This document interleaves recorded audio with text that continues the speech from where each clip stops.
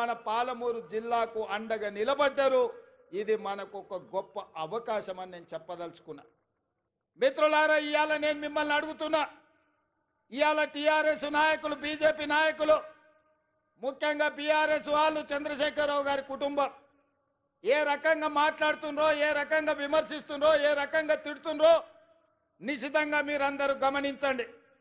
10 సంవత్సరాలు వాళ్ళు పరిపాలన చేసిండ్రు, 2 సార్లు ముఖ్యమంత్రి అయినరు. వారు ఏమి చేసిండ్రో నాకంటే మీకు ఎక్కువ తెలుసు.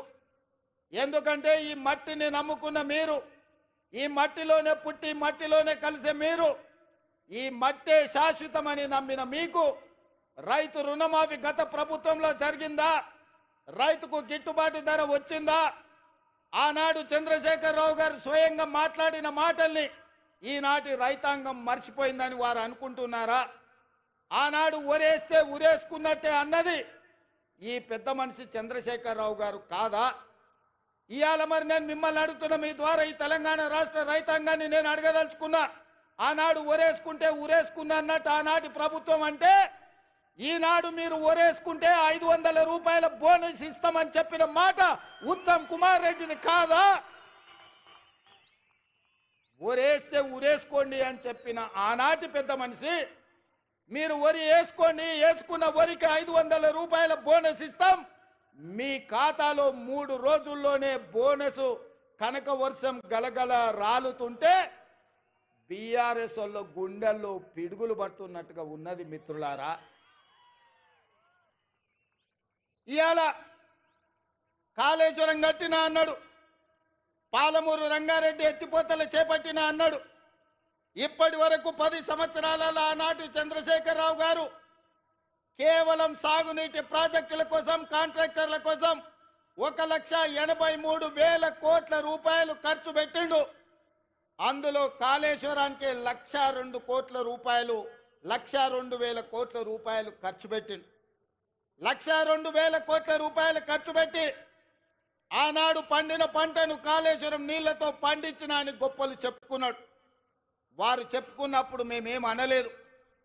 కానీ వారు కట్టిన ప్రాజెక్టులు సుందిల్ల కావచ్చు, మేడిగడ్డ కావచ్చు, అన్నారం కావచ్చు, ఈ బ్రిడ్జ్లు, బారేజీలు కుప్పగూలిపోయి చుక్క నీరు లిఫ్టులు చేయకపోయినా, ఈనాడు కాంగ్రెస్ పార్టీ అధికారంలోకి వచ్చిన తర్వాత కాంగ్రెస్ పార్టీ కట్టిన ప్రాజెక్టులు, అది జూరాల కావచ్చు, శ్రీశైలం కావచ్చు, నాగార్జున సాగర్ కావచ్చు, నెట్టంపాడు కావచ్చు, కోయిల్ సాగర్ కావచ్చు, శ్రీరామ్ సాగర్ కావచ్చు, మంజిరా కావచ్చు, లేకపోతే శ్రీపాద ఎల్లంపల్లి కావచ్చు, ఇందిరా సాగర్ కావచ్చు, సీతారామ సాగర్ కావచ్చు, ఈ ప్రాజెక్టులన్నీ ఆనాడు కాంగ్రెస్ పార్టీ కట్టి ఆ ప్రాజెక్టుల ద్వారా నీళ్లు ఇచ్చి వరుణుడు కరుణిస్తే ఈ సంవత్సరం కాళేశ్వరం లేకపోయినా, చుక్క నీరు ఇవ్వకపోయినా 1,53,00,000 మెట్రిక్ టన్నులు చరిత్రలోనే స్వతంత్రం వచ్చినప్పటి నుంచి ఈనాటి వరకు 75 సంవత్సరాలలో ఏ రాష్ట్రం ఉత్పత్తి చేయనంత ఉమ్మడి రాష్ట్రం 23 జిల్లాలు. ఇవాళ ఆంధ్రప్రదేశ్లో ఉన్న 13, తెలంగాణలో ఉన్న 10, ఉమ్మడి 23 జిల్లాలలో కూడా ఒక పంటకు 1,53,00,000 మెట్రిక్ టన్నుల వడ్లు ఎన్నడు పండలే. మరి ఇవాళ తెలంగాణ రాష్ట్రంలో ప్రజాపాలనలో మన ప్రభుత్వంలో ఒక పంటకు 66 లక్షల ఎకరాలలో 1,53,00,000 మెట్రిక్ టన్నుల వడ్లు పండించి 500 రూపాయల బోనస్ ఇచ్చి ఇవాళ ధైర్యంగా ఈ గడ్డ మీద, పాలమూరు గడ్డ మీద రైతు పండుగ చేసుకుంటున్నాం.